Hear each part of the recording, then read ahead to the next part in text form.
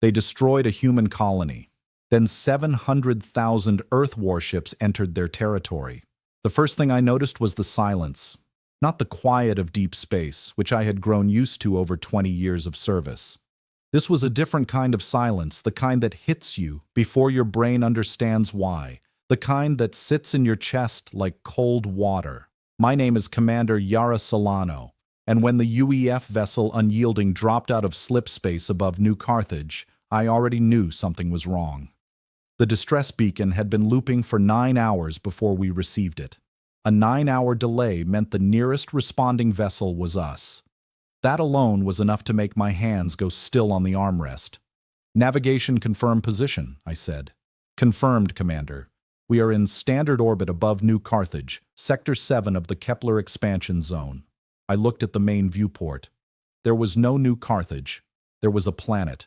The shape was correct, the size was correct, and the orbit matched every chart we had, but the surface that should have shown blue coastlines and green farmland and the warm amber glow of city lights on the night side, was flat and gray and still smoking in long, slow curls that drifted into the upper atmosphere like the last breath of something enormous. "Lieutenant Gareth," I said quietly, "tell me what you are seeing." My sensor officer, a young man named Owen Gareth, did not answer right away. His fingers moved across his console slowly, as if he was hoping the data would change if he touched it gently enough. It did not change. "Commander," he said, "the surface temperature across 94% of the landmass is consistent with sustained orbital energy discharge. Silicate reformation is already visible across the northern continent. The atmosphere is showing particulate saturation at levels that would be," he stopped, "that would be consistent with a full sterilization event." Sterilization. That was the word. Not an accident, not a disaster, not a war, a sterilization. "Population was 2.3 million, said my first officer, Commander Diane Holt, from the station beside me. Her voice was flat. She was doing what I was doing, keeping herself inside the professional container. Because if you stepped outside it, even for a moment, you would not find your way back. "What caused this?" I asked. "Orbital energy discharge, multiple points of origin," Owen said. "Signature analysis is running now." He waited. The console beeped. He read the result once, then again. "Commander, the discharge signature matches Breath Dominion weapons platforms, specifically the Breath Keeketh-class heavy orbital strike configuration, Breath Dominion. I'd encountered Breath patrol vessels twice in my career. Both times the interaction had been cold and dismissive. The Breath considered themselves a senior power in this region of the galaxy. They had been traveling between stars for over 600 years before humanity launched its first suborbital flight. They made sure we were aware of that. In the same way that a person of inherited wealth makes sure you are aware of their family name. It was constant and quiet, and it was meant to diminish. But this was not dismissal. This was not even hostility. This was 2.3 million people turned into ash on a cooling plain. "Get me a full wreckage scan," I said. "I want evidence packages assembled, sensor logs, discharge signatures, atmospheric analysis, everything encrypted and time-stamped. And get me a direct line to command on Sol." The process took 40 minutes. 40 minutes of orbiting a dead world, watching the smoke drift, listening to Owen and his team compile numbers into documents that would explain to someone sitting in an office on Earth that 2.3 million of our people were gone, that someone had decided they were a contamination, that someone had removed them. When the transmission to Sol was ready, I recorded it myself. I kept my voice steady. I presented the evidence clearly. I gave coordinates, timestamps, and identification markers. I did not editorialize. I did not ask for anything. I simply presented the facts of what had happened above New Carthage and let the facts speak in the language they chose. Then I waited. The response took 11 minutes. 11 minutes is a long time when you are waiting to hear what your civilization intends to do about 2.3 million of its people. I had expected a chain of acknowledgments. I had expected requests for confirmation, for secondary analysis, for diplomatic consultation. I had been in the UEF long enough to understand that large institutions move slowly, especially when the decision in front of them is large. The response was not large. It was 11 words. All fleets. Authorization Omega. All of them. Move to staging coordinates. Now I read it 3 times. Authorization Omega was not a protocol I had ever seen used. It existed in the UEF command manual as a theoretical designation, the kind that military planners put into documents and then quietly hope they will never need to open. It meant full mobilization, not a task force, not a strike group, not a regional fleet, every ship, every crew, every active commission and reserve commission and mothball hull that could be refitted and launched. Diane, I said. I read it, she said. Get us to staging coordinates. What happened next is difficult to describe because there is no experience in ordinary life that prepares you for it. We moved to the designated coordinates at the edge of the Kepler expansion zone, and we waited again. And then the slip space signatures began to appear. One at first, a single vessel drawing into normal space, its running lights steady in the dark. Then 2 more, then 6, then 20. Then they were appearing faster than I could count, faster than Owen's sensors could log them individually, and the system had to switch to aggregate tracking because the individual contacts had become a field. I stood up from my command chair. I do not think I was aware that I had done it. I walked to the viewport and I pressed my hand against the glass and I watched the stars disappear. Not literally, but one by one, the clean, dark spaces between the stars were being filled with holes, long and gray and running silent, each one carrying a crew, each crew carrying a memory of what New Carthage had looked like on a map before this day and what it would never look like again. 700,000 vessels. I had served 20 years in the UEF. I had never known we had 700,000 vessels. I am not certain that most people in the UEF had known. These were ships that had been built over decades in quiet orbital yards, registered in reserve databases, crewed in rotation, maintained with the patient and unhurried discipline of a civilization that had learned very early in its expansion that the galaxy was not always friendly. A civilization that had learned quietly, that had not broadcast its preparation, that had simply continued year after year, building and training and waiting for a moment it hoped would never come. The moment had come. "Commander," Owen said from behind me. His voice was different now, younger somehow, like the 22 years of professional experience had briefly left him, and he was just a person looking at something he had never expected to see. "Are those all ours?" "Yes," I said. "All of them?" "All of them." He was quiet for a moment. "Then I don't think the breath know we had all of them." I turned back from the viewport and walked back to my chair and sat down. The fleet was still assembling around us. It would continue to assemble for another 6 hours. When it was fully formed, it would move as a single body toward breath territory, and no force in this region of the galaxy would be capable of stopping it. I opened a channel to my crew. "This is Commander Solano," I said. "New Carthage is gone. 2.3 million people, families, workers, children gone because someone decided they were in the way. We are going to make sure that the people who made that decision understand what that choice has cost them. We're going to make sure that every civilization watching this moment understands what it means to destroy a human colony." I closed the channel. Outside the viewport, the fleet continued to arrive. Ship after ship after ship, filling the dark until the dark had no room left. I thought about the 9-hour silence of the distress beacon, the long, slow smoke curling off a dead world, the 11-word message from command that had answered it. I thought about 2.3 million people who would never know that every ship in the human fleet was moving tonight because of them. "Set course," I said. "All ahead." The first sensor report came in at 300 station time when the Breath Command Station Varus was running at minimal crew capacity and the strategic operations floor was occupied by a skeleton staff of 7 analysts and 1 very tired flag officer. Admiral Shen Karath had not intended to be awake. He was 63 years old, a career officer with 4 decades of service to the Breath Dominion, and his body had developed strong opinions about sleep that his rank had not been able to fully override. He had been in his quarters for 40 minutes when the alert chimed. He answered it because that was what he did. In 40 years, he had always answered alerts. "What is it?" he said. "Admiral, we are reading anomalous slip space egress activity at the human frontier sector 14 along the Kepler boundary." Shankarath sat up. "Define anomalous multiple simultaneous exits. We are currently logging 19 separate events in the last 8 minutes. 19 was unusual. Human vessels occasionally crossed the Kepler boundary in small numbers. Survey ships, supply convoys, the occasional patrol. 19 simultaneous exits suggested a military response. The Dominion had executed a sterilization protocol in that sector recently. He had approved the order himself as required by standard territorial management doctrine. 19 ships was a reasonable response.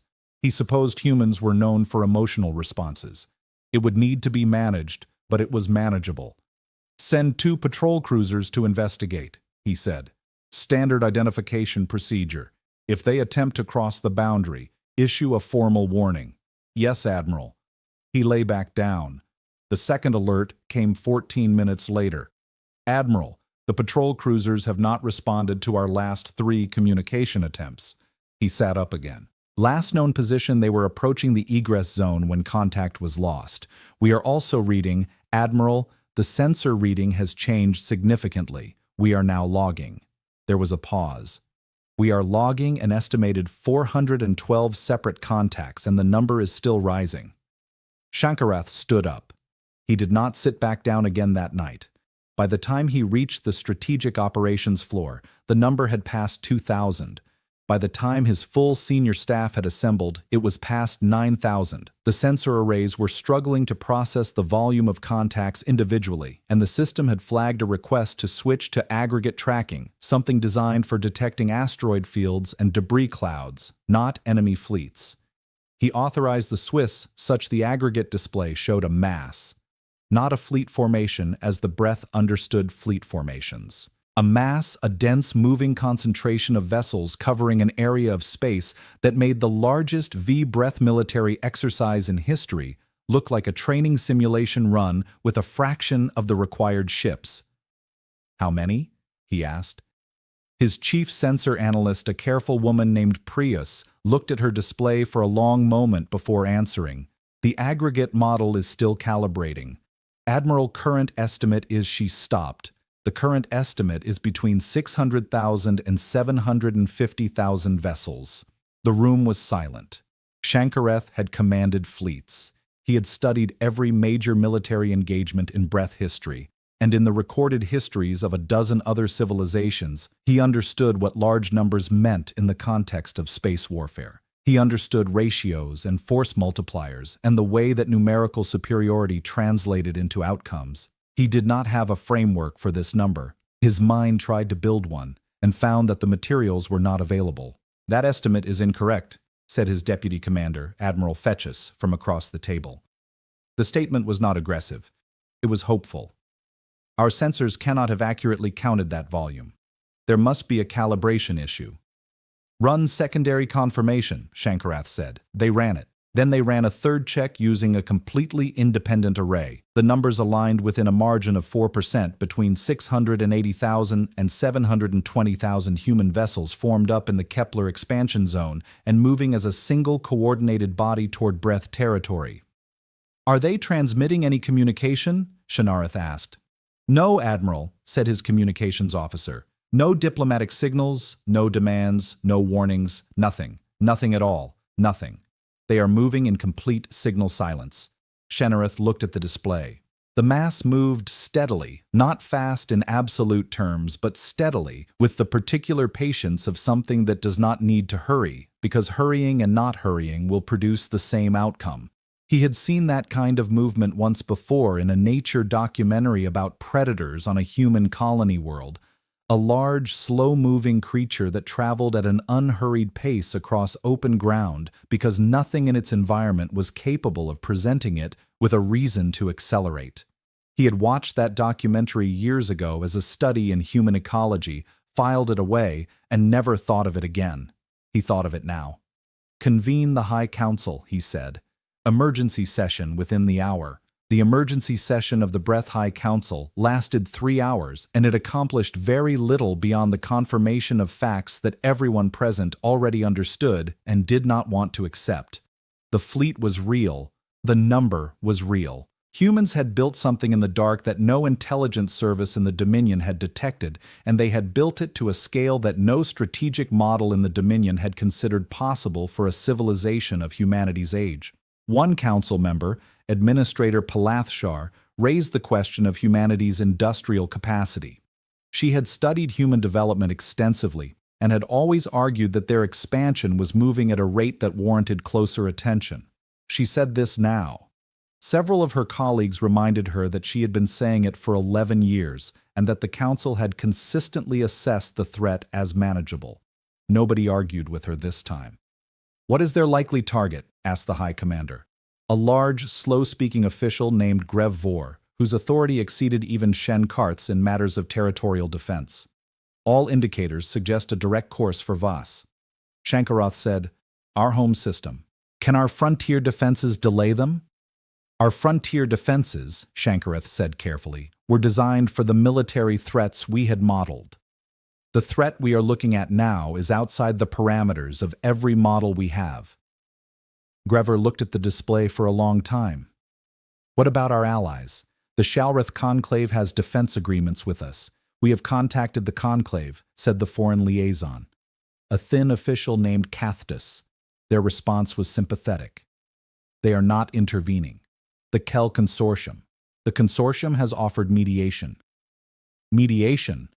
Grethvor repeated the word as if tasting it for meaning. "Yes, High Commander. They have contacted the human fleet directly and the human response." Kithtis was quiet for a moment. 2 words. "Stand aside." The chamber was silent again outside the windows of the council station. The stars looked the same as they always had. Bright, distant, indifferent. Shankarath had spent 40 years under those same stars, feeling the particular comfort of a senior officer in a senior civilization. The comfort of someone who existed near the top of a hierarchy and who had never seriously needed to consider what lay above the ceiling. He was reconsidering now. "Issue a formal offer of reparations," Grethvor said finally. "Resources, territory, whatever they name, whatever they want." "High Commander," Shankar said, "the colony they destroyed, New Carthage, held 2.3 million people. I am aware of the figure. What we can offer them are things. Resources and territory are things. The things that were on New Carthage," he stopped, then continued, "cannot be replaced with things." Grever looked at him for a long moment. Then the High Commander turned back to the display where 700,000 ships moved through the dark, patient and enormous and silent. "Issue the offer anyway," he said quietly, "and begin civilian evacuation protocols for Varys." Shankarath looked at the display one more time. He had spent 40 years building a career on the certainty that the Breath Dominion was a power that did not need to fear the civilizations around it.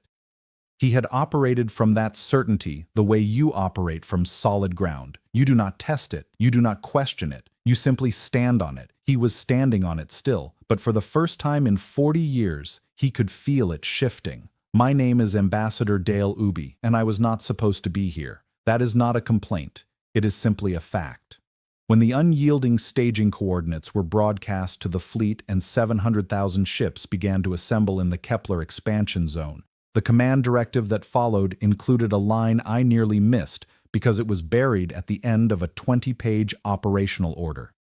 Diplomatic representation mandatory per UEF Charter, Article 14, Section 3. Article 14, Section 3 required that any major military deployment include an active diplomatic officer. It was a rule written by people who believed that wars should always have a door left open even when no one wanted to use it. I believed that too. It was the reason I had spent 19 years in the UEF diplomatic corps instead of the military. So there I was, aboard the diplomatic vessel Steadfast Word, traveling inside the largest military fleet ever assembled in human history, carrying a mandate that everyone around me privately regarded as decorative. I did not take that personally. I had worked in enough difficult rooms to understand that when people are in pain, diplomacy feels like an insult. The crew of every ship in this fleet had known people on New Carthage, friends, family, colleagues, former crewmates who had transferred to colonial duty. 2.3 million connections spread across a civilization, and every single one of them was now a wound. You do not hand a person in that condition a set of negotiation protocols and expect gratitude. I understood that.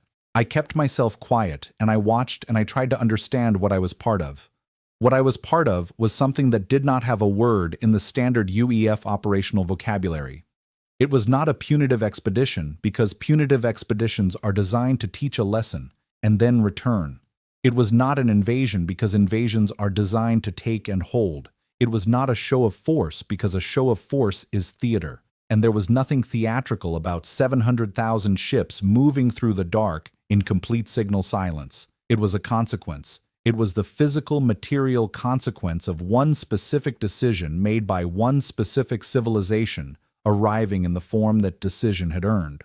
On the fourth day of transit, I received the breath reparations offer. I read it carefully twice.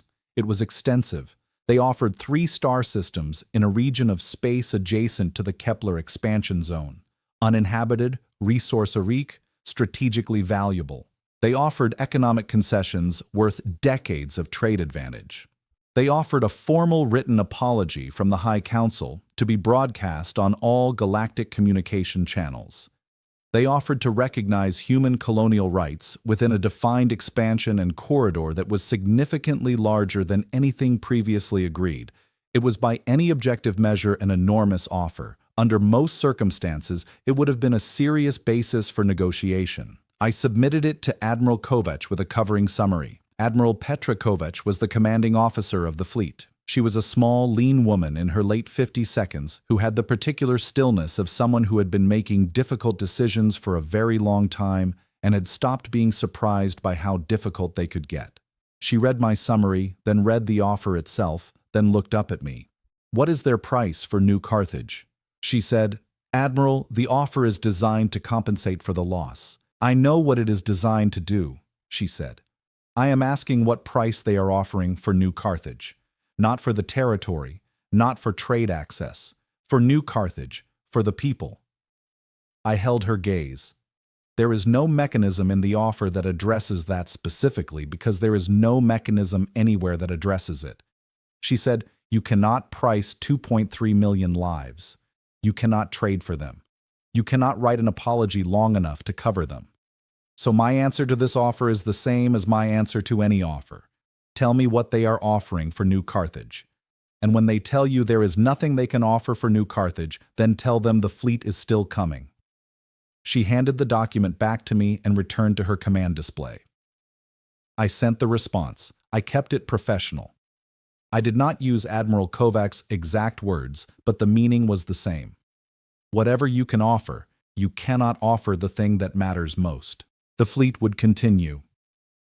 3 days later, the Kell Consortium reached out to me directly.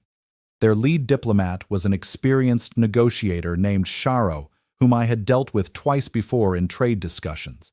Sharo was skilled and reasonable and genuinely alarmed. Ambassador Omobi Sharo said the scale of what is approaching Vir territory is creating significant anxiety throughout this region. Several civilizations have requested assurance that human military intentions are limited to the Dominion. I can provide that assurance. I said the fleet's objective is specific. We would appreciate formal guarantees. I will draft a formal statement of intent, I said, and submit it to Admiral Kovacs for authorization. Kovacs' response to the statement of intent was to read it, approve the sections she agreed with, and add a single line at the bottom. Any civilization that provides material support to the Breath Dominion during this operation will be considered a participant in the events of HFY Carthage. The line was legally imprecise. Diplomatically, it was a closed door. Every civilization that had been considering whether to lend support to the Vreth suddenly had a very clear picture of what that support would cost them. No one provided support to the Breath. The Shalrath Conclave issued a statement expressing concern about the precedent being set. I drafted a careful reply acknowledging their concern and noting that the precedent humanity intended to set was that destroying a human colony would be met with a response proportional to the weight of that decision. Kovac added one line to my draft: stand aside. I stopped trying to soften her additions. What I did instead was talk to people, officers, crew members, engineers who had spent their careers maintaining ships they never expected to use all at once. I wanted to understand what this fleet was beyond the numbers. I had the figures. I wanted the meaning beneath the figures. What I found was not what I expected to find. I had expected anger. There was anger, but it was not the dominant thing. The dominant thing was something quieter and more durable. It was a sense of responsibility. Every person I spoke to talked about New Carthage not as an injustice done to them personally, but as an injustice done to people who could no longer speak for themselves. There was a weight to that, a weight that made people stand straighter and speak more carefully and work longer shifts without complaining. An engineer named Paul Incausse, who had been maintaining slip space drives for 22 years and had the calm, methodical manner of someone who trusts process above all things, said something to me that I have not forgotten. I had a cousin on New Carthage, he said, not dramatically, just as a fact. She went out there 4 years ago, wanted to be part of something being built from the beginning. She was the kind of person who always wanted to be there at the start. He paused. What I keep thinking is that she was there at the start, and then someone decided that the thing she was part of was a problem and removed it like it had never mattered. Like she had never mattered. He looked at his hands for a moment. I don't know that I have the words for what I feel about that. But I know what I want to be part of right now. I want to be part of the answer. I thought about Paul Incausse's words for a long time. I had spent my career believing that the highest answer to conflict was always conversation. Talk until you find the shared ground. Talk until the space between positions becomes small enough to cross. Talk until the thing that seemed impossible becomes merely difficult and then manageable and then done. I still believe that. But watching this fleet move through the dark, I started to understand something that my training had never quite framed for me. There are moments when the conversation has already happened, and the outcome of that conversation was New Carthage. There are moments when what follows is not a failure of diplomacy. It is the response that diplomacy's failure made inevitable. The breath had made a choice. The choice had a cost. 700,000 ships was the cost. What happened after the cost was paid? That was where I came in. That was the part I needed to be ready for. I began drafting frameworks, not for negotiation, because this was not a negotiation, for aftermath, for the shape of what came next. When the fleet had done what it came to do, and the galaxy had to figure out how to organize itself around the new reality of what humanity was, I worked through the nights. I drank too much coffee and slept too little and filled document after document with language that I hoped would be useful when it was needed. Ahead of us, the breath home system grew closer on the navigation display. 14 hours, then 10, then 6. The fleet moved, patient, enormous, and certain. I kept writing. I have to be honest about what I felt in the hour before we reached breath space, not fear. I want to be precise about that because I have told this story enough times to know that people expect fear to be the central thing. It was not. Fear requires uncertainty about outcome. And in that hour, there was very little uncertainty about outcome. What I felt was something more complicated, a kind of gravity. The awareness that you are standing at a point in time that will exist in records long after you are gone, and that the decisions made in the next few hours will define what those records say about the kind of people we were. I was Commander Yara Solano. I had brought the unyielding this far. I intended to bring it the rest of the way.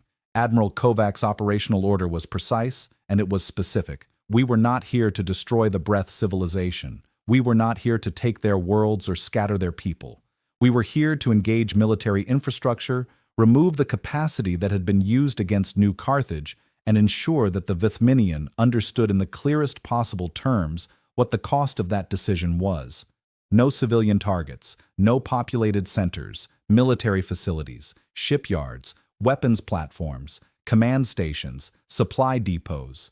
If it had an active military function, it was a target. If it did not, it was not. Those were the rules.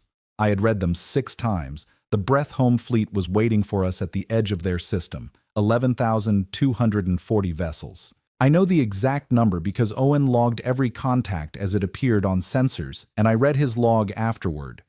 11,240 ships arranged in a defensive formation that stretched across the approach corridor in a wall that would have been formidable against any force the Breath had ever faced. Against our fleet, it occupied perhaps 3% of the approach corridor's width.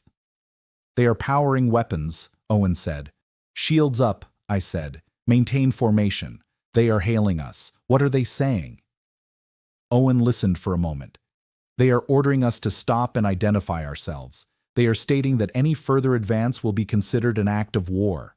I thought about New Carthage. I thought about the 9-hour silence of the distress beacon. I thought about what sterilization protocol meant as a phrase in a military document, and what it meant as a fact on the ground of a planet where 2.3 million people had lived. "They know who we are," I said. "Continue advance." They opened fire. I am going to describe this accurately because accuracy matters more than drama when the facts are already dramatic enough. The Breathome fleet fired everything it had. Every weapon at maximum capacity coordinated across 11,000 vessels in a disciplined and professional barrage that would have been devastating against a fleet of comparable size. Our forward shields absorbed it not easily. I do not want to make it sound effortless, because it was not. 12 of our forward vessels reported significant shield stress, and 3 of them had to pull back to secondary positions. The energy discharge from 11,000 breath weapon systems was enormous, and our crews responded to it the way well-trained crews respond to enormous things, with focused, rapid problem-solving and no wasted movement. But the shields held, and then we were inside their formation. What happened next is something that military analysts have spent years studying. Not because it was complicated, but because it was the clearest possible demonstration of what the difference between 11,000 ships and 700,000 ships actually means in practice. The Breath had no room to maneuver. They had no angles. They had no flanks and no retreat corridors and no reserve positions, because the reserve positions were already occupied by more of us. Our targeting was precise. We struck warships, weapons platforms, and military communication relays. We did not strike the populated stations in the outer system. We did not strike the orbital habitats. We did not strike anything that did not have a direct military function. The engagement lasted 40 minutes and 17 seconds. Admiral Kovach's voice came over the fleet command channel at the 40-minute mark. "Calm and level. Cease active engagement. Hold positions. Wait for their response." We waited. It took 4 minutes. Then the Vareth military communication frequency opened, and the voice of someone senior. I later learned it was Admiral Shankarath himself came through with the words that every relay station in this region of the galaxy would pick up and forward an archive. "Vareth Dominion Command accepts unconditional surrender. We are standing down all remaining military assets. We request immediate cessation of hostilities and the opportunity to open formal discussions regarding the terms of our compliance." The bridge of the unyielding was quiet for a moment. Then Owen looked up from his console and said in a voice that was trying very hard to be professional and not quite getting there, "Commander, we are receiving confirmation of the surrender from Admiral Kovach. The engagement is officially over." "Thank you, Owen," I said. I looked at the viewport. The Vreth home system spread out ahead of us. The planet Voss was visible now, blue and green, alive. Its cities lit on the night side with the warm glow of a civilization that was still breathing. I had looked at the authorization codes for orbital engagement 4 times during the approach. I had them ready. I had not used them. Something about seeing Varys intact felt important in a way I could not immediately articulate. Diane appeared at my shoulder. "How are you doing?" she asked quietly. "I'm not sure yet," I said honestly. "Ask me in a few days." Outside, ships were repositioning across the system, establishing the perimeter that would hold while Admiral Kovach's team began the process of receiving the Breath surrender and establishing the conditions of what came next. Across every communication relay in this part of the galaxy, the signal was traveling outward. The sound of Breath Dominion Command saying 2 words that no power in this region had ever expected to hear them say: unconditional surrender. I went back to my chair. I pulled up my operational log and began documenting the engagement with the same careful attention to accuracy that I had always believed mattered. Not for drama, not for glory, but because 20 years from now, someone would read this and they would want to know what it was actually like. They would want to know what it felt like to stand at a viewport while the stars were replaced by warships. They would want to know what 11 words from command sounded like when they arrived after 11 minutes of silence above a dead world. I wanted to make sure I told them right. Somewhere in the fleet, I knew that Ambassador Omobi was already drafting, preparing the language that would turn what we had done here into something that lasted, something with shape and structure, something that the galaxy could use to organize itself around the fact that had just become permanent. We were not what anyone had thought we were. We had never been what anyone had thought we were. We had simply been patient. I thought about Paul and Cosey's cousin. I thought about her wanting to be there at the start of something. She had been she, and 2.3 million others had been there at the start of the most significant shift in galactic power in 300 years. They had not chosen to be. They had not been given the chance to choose. I hoped that what we had done here was worthy of that. I was not certain. I do not think certainty is the right response to something this large. I closed my log. I looked at visas, still glowing in the viewport. "What happens now?" Owen asked from his station. "Now," I said, "we let the diplomats work." 6 weeks after the surrender, I stood in a room that did not exist anywhere in the UEF operational planning documents. It was a formal reception hall in the administrative center of Varus, designed for large official gatherings, all high ceilings and carefully arranged lighting and the particular quality of silence that very serious rooms acquire over time. I was the first human being to enter it.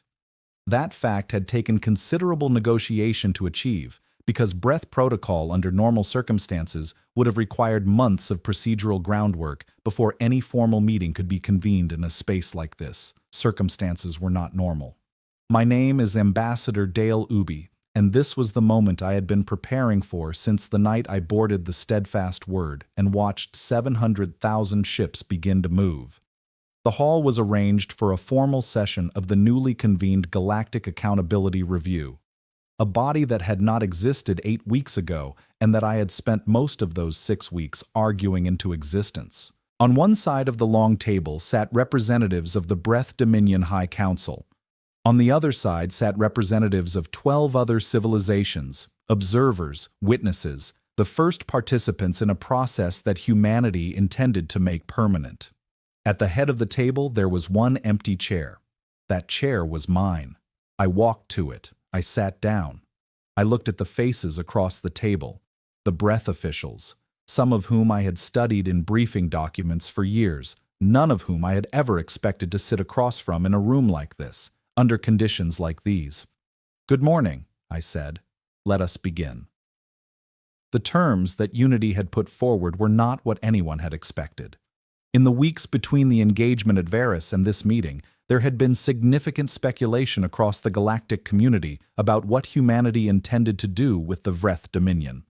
The assumptions ranged across a wide spectrum: annexation of Breath territory, permanent military occupation, a dismantling of Breath governance structures, reparations so severe they would set Breath development back by generations. What humanity put forward was none of those things. The first term was a war crimes tribunal to be administered jointly by a panel including human representatives, breath representatives, and 3 neutral civilizations agreed upon by all parties. The tribunal would examine the decision to execute the sterilization protocol on New Carthage, identify the individuals responsible at every level of the chain of command, and determine appropriate accountability measures. This was non-negotiable. Every individual who had participated in the decision, from the officers who had carried it out to the council members who had authorized it, would be named, recorded, and held accountable in front of the galactic community. The second term was reconstruction support. The Breath Dominion would contribute resources, labor, and technical capacity toward the establishment of a new human colony in the Kepler expansion zone. Not in the location of New Carthage. That world was gone. But nearby, a new beginning built in part by the hands of the people whose civilization had ended the previous one. This was not punitive. It was restorative. The distinction mattered to me enormously, and I had argued it into the document over 3 days of internal debate within the UEF policy team. The third term was the establishment of the Galactic Accountability Review as a permanent body with defined authority to investigate claims of civilizational harm by any member species against any other. The Breath Dominion would be founding members along with humanity and whatever other civilizations chose to join. The body would have investigators, a formal evidence standard, and the authority to refer findings to member militaries for enforcement. That last part was the part that made the other civilizations watching this process pay very close attention. The Breath chief negotiator was a careful, formal individual named Council Speaker Lithvos. She had been in the role for only 3 weeks. Her predecessor had resigned immediately after the surrender. She read through the terms with the focused attention of someone who had been expecting something much worse and was trying to understand whether the thing in front of her was actually as different as it appeared. "These terms," she said finally, "do not seek territorial control." "No," I said, "they do not seek economic dominance. No, they seek accountability." She said the word carefully as if it were a structure she was testing the load-bearing capacity of. "Yes," I said. She was quiet for a moment. Then why? I had thought about how to answer that question because I had known it would be asked.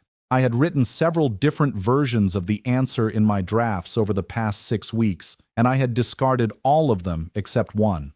Because the Vreth Dominion executed a sterilization protocol on New Carthage, I said, "You did it under the doctrine of territorial contamination, which your civilization has applied to 41 other species over 300 years. In every previous case, the civilization affected was not capable of responding in a way that required you to reconsider the doctrine. We are capable of responding, and what we want more than territory or economic advantage is for the doctrine to end. Not just for us, for everyone." Lithvos looked at me for a long time. "You are asking us to accept consequences," she said. "And then you are asking us to help build the system that imposes those consequences on others. I am asking you to be part of the reason that what happened to New Carthage does not happen to anyone else." I said yes. The session lasted 9 hours. There were disagreements, some of them sharp. The Breath objected to the scope of the tribunal's investigative authority. We narrowed it slightly in exchange for a broader commitment on reconstruction support. The neutral civilization representatives raised concerns about the enforcement mechanism in the Accountability Review Charter. We agreed to a phased implementation structure that gave all parties more time to develop their participation frameworks. At the end of 9 hours, Council Speaker Lithvos signed the agreement. Outside the hall on the steps of the Administrative Center, I found Commander Yara Solano waiting. She had arrived on Varys 2 days earlier with a small delegation from the Unyielding. She was not here in an official capacity. She had simply wanted to see the place, to walk on the ground of a world that was still intact and understand what that meant in the context of what her fleet had done. She was standing in the Vaeus afternoon light, looking up at the sky. It was blue, slightly different from Earth's blue, a cooler tone, more violet at the edges, but it was a sky, a whole unbroken sky above a whole unbroken world. "How did it go?" she said when she heard me approach. "Signed," I said. She nodded slowly. "Good." We stood in silence for a moment. Somewhere in the city below us, ordinary breath life was continuing. People were working, traveling, eating, talking. The enormous machinery of daily existence that continues regardless of what the powerful are doing. 2.3 million of those same ordinary lives on New Carthage had stopped. They had stopped because of a document, a doctrine, a decision made in a room like the one I had just come from. "I looked at the glass authorization 3 times, Solano said. I already knew this.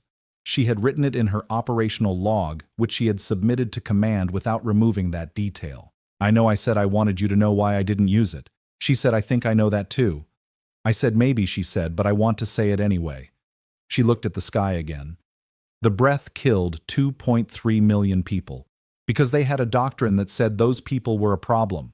The doctrine was their answer to a question about how to handle things that interfered with their plans, and I had the authorization to answer their doctrine with our own version of the same doctrine. Overwhelming force, no accountability, no survivors, just end the problem. She was quiet for a moment, but if I had done that, she continued, then what we would have built here in this system would be exactly what they built above New Carthage.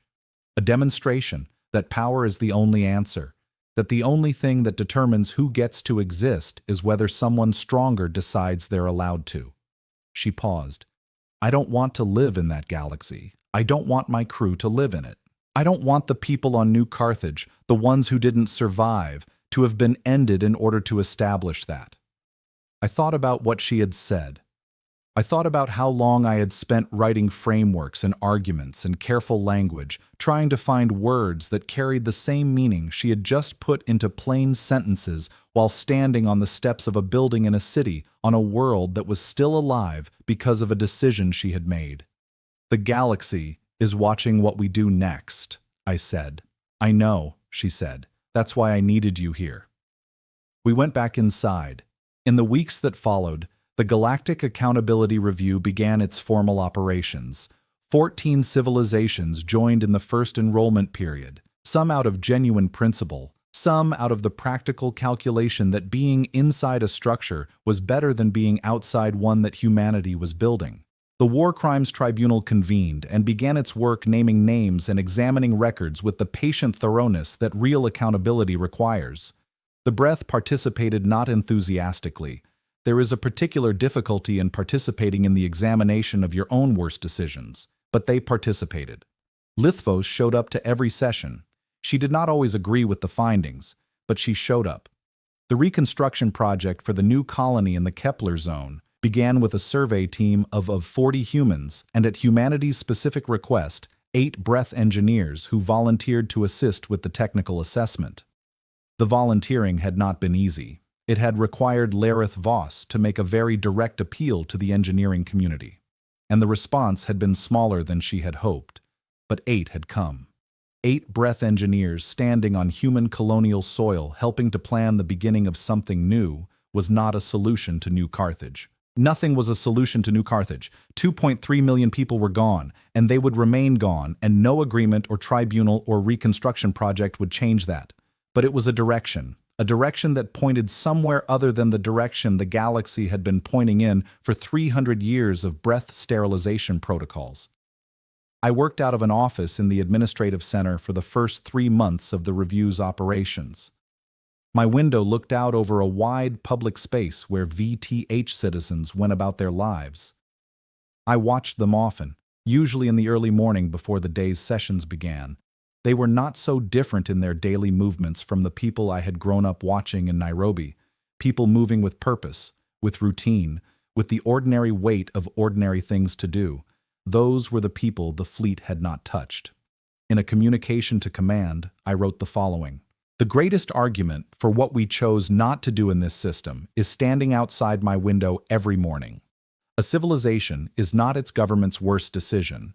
It is also all of the people who did not make that decision, but who must live with its consequences.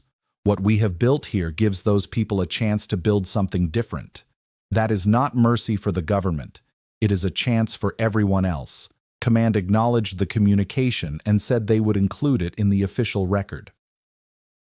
On the last day of my 3rd month on Varys, I received a message from Paul and Coy. He had gone back to his regular posting. His engineering rotation had ended, and he had returned to the maintenance depot at Kepler Station 7, where he spent his days in the same calm, methodical way he had always spent his days. He said the depot felt quieter than before. He thought that was probably just him. His message was short. He said he had read about the accountability review and the reconstruction project in the fleet news summary. He said he thought his cousin would have been glad about the reconstruction. She had always liked beginnings. He asked if I thought the new colony would need engineers. I wrote back and said that every new colony needed engineers and that if he put his name in for consideration, I would personally note his application. He replied with one word, "Good, I put his name in."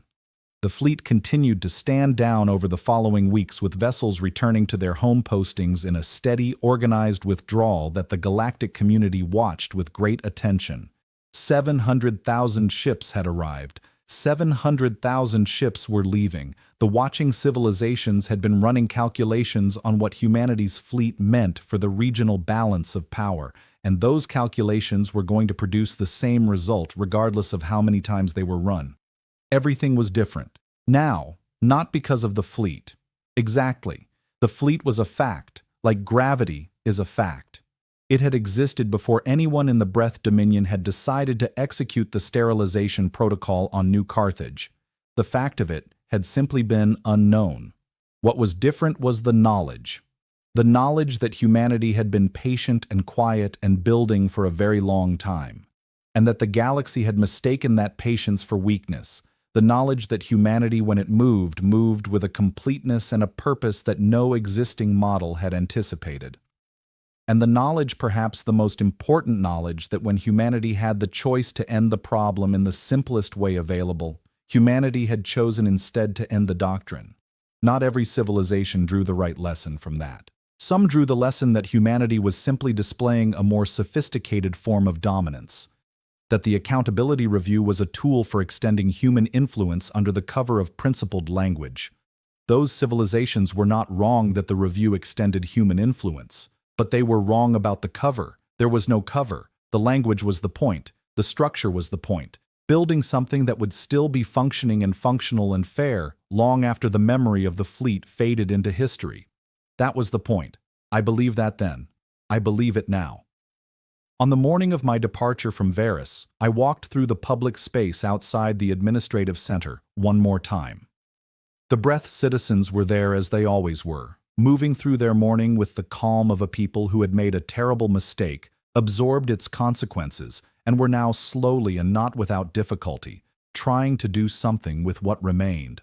A young Breath, maybe 12 or 13 years old by my estimate of their developmental stages, stopped and looked at me.